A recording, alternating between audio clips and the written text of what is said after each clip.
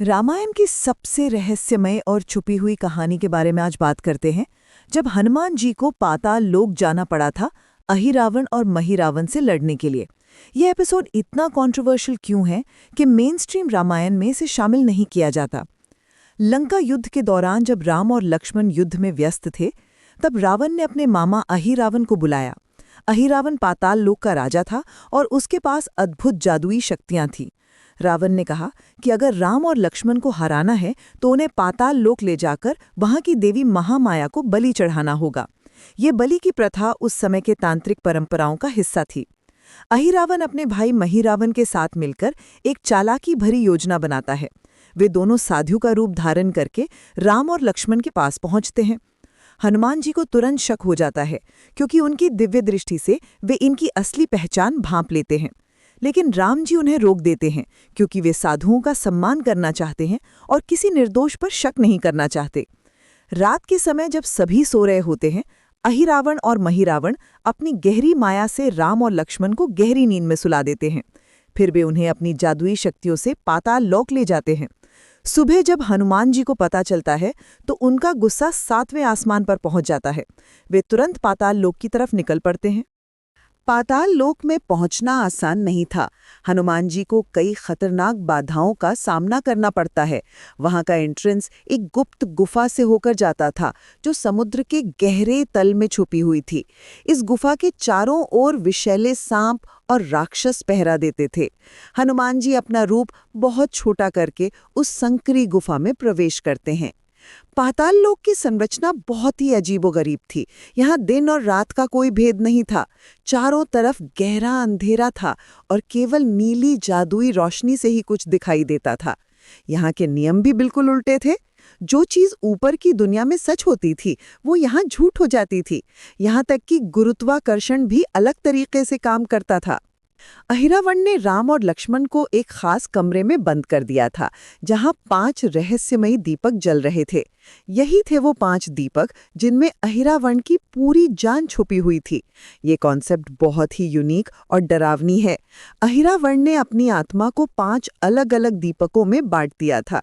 जब तक ये 5 दीपक एक साथ नहीं बुझाए जाते, तब तक अहिरावण को मारना बिल्कुल असंभव था। लेकिन यहाँ एक और बड़ी समस्या थी। ये 5 दीपक अलग-अलग दिशाओं में रखे गए थे और उन्हें बिल्कुल एक ही समय में बुझाना पड़ता था। अगर एक भी दीपक 1 सेकंड पहले या बाद में बुझता तो बाकी सब अपने आप तुरंत जल जाते। हनुमान जी को समझ आ गया कि इस जटिल समस्या का समाधान केवल एक ही तरीके से हो सकता है। उन्होंने अपना सबसे शक्तिशाली पंचमुखी रूप धारण किया। ये रूप बहुत ही दुर्लभ और अत्यधिक शक्तिशाली था।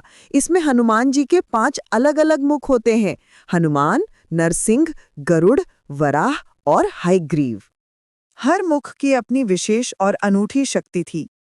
हनुमान मुख से वे पूर्व दिशा को देखते, नृसिंह मुख से दक्षिण को, गरुड़ मुख से पश्चिम को, वराह मुख से उत्तर को और हयग्रीव मुख से ऊपर की तरफ देखते थे।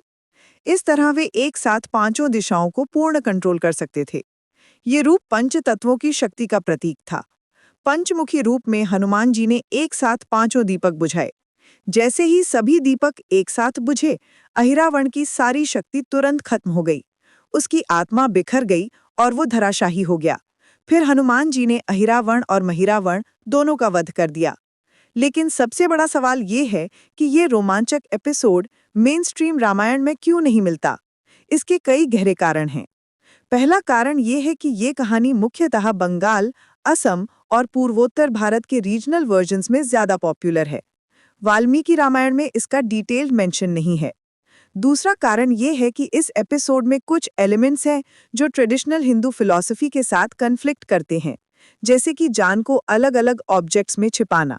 ये कॉन्सेप्ट ज्यादातर फोक टेल्स और ट्राइबल स्टोरीज में मिलता है। तीसरा कारण ये है कि पाताल लोक की जो डिस्क्रिप्शन इस एपिसोड में दी गई है, वो बहुत ही डार्क और कॉम्प्लेक्स है। इसमें ह्यूमन सैक्रिफाइस, ब्लैक मैजिक और टैंट्रिक प्रैक्टिसेस जैसे एलिमेंट्स हैं जो मेन स्ट्रीम ऑडियंस के लिए सूटेबल नहीं माने जाते। चौथा कारण यह है कि हनुमान जी का पंचमुखी रूप एक बहुत ही पावरफुल कॉन्सेप्ट है, जो कई फिलोसॉफिकल क्वेश्चंस उठाता है। ये रूप टैंट्रिक ट्रेडिशन से जुड़ा हुआ है, जो ऑर्थोडॉक्स हिंदू प्रैक्टिसेस से थोड़ा अलग है। ये एपिसोड हमें सिखाता है कि अच्छाई और बुराई के बीच की लड़ाई हमेशा स्ट्रेट फॉरवर्ड नहीं होती। कभी-कभी हमें अपनी सीमाओं से बाहर जाके नए रूप धारण करने पड़ते हैं।